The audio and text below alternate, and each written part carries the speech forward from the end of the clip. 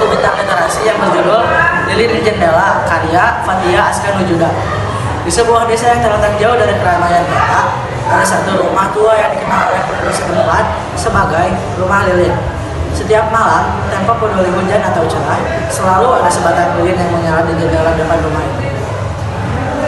Rumah itu dihuni oleh seorang wanita tua bernama Bu Mirna yang hidup sendirian sejak suaminya meninggal beberapa tahun lalu. Banyak cerita beredar di desa tentang mengapa Bu Mirna selalu menyalakan lilin di setiap malam. Ada yang bilang itu adalah tanda bagi arwah suaminya agar bisa pulang. Ada juga yang beranggapan bahwa lilin itu semacam penolak malam. Tapi tak ada yang benar-benar tahu alasan sebenarnya.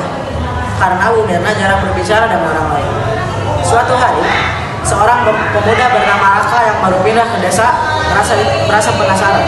Setiap kali lewat di depan rumah Bu Mirna saat malam tiba, ia selalu melihat nyala lilin yang sama.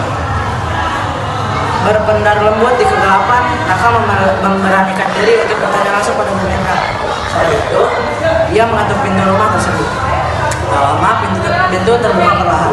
Bu Mirna muncul dengan senyum tipis di wajahnya. Ada yang bisa saya bantu, Nak? Tanyanya dengan suara lemah. Raka terdiam sejenak, lalu dengan sopan ia bertanya, Bu, setiap malam saya lihat ibu menyalakan lilin di jendela. Apa ada maknanya? Bu Mirna tersenyum, kali ini lebih lebar. Namun, adanya memancarkan kesedihan yang dalam. Lilin itu untuk anakku, jawabnya benar. Raka terkejut. Sepengetahuannya, Bu Mirna hanya tinggal sendirian. Anak ibu, saya kira ibu tidak punya anak. Ia tidak pernah kembali, potong Bu Mirna lembut. Bertahun-tahun ia pergi meninggalkan rumah ini untuk merantau. Dia bilang akan pulang saat sudah sukses, tapi dia tak pernah kembali. Setiap malam saya menyalakan lilin ini agar dia tahu bahwa ibunya selalu menunggunya pulang. Tak peduli berapa lama, Raka tak bisa berkata-kata. Ada keheningan sejenak di antara mereka. Hanya terdengar suara angin yang berdesis pelan. Mata Bu Mirna menerawang jauh, seolah melihat sesuatu yang tak kasat mata. Saya tahu, mungkin dia tak akan pernah kembali, lanjut Bu Mirna. Tapi harapan itu membuat saya bertahan.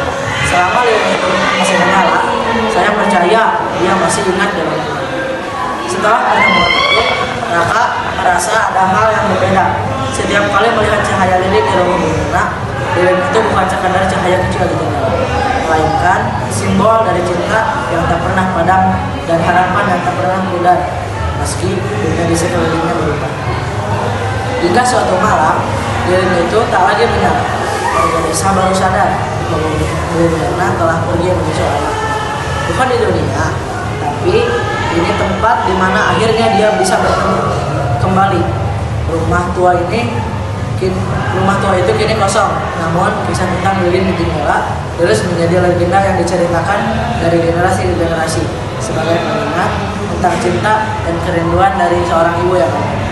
Sekian dari saya. Wassalamualaikum warahmatullahi wabarakatuh.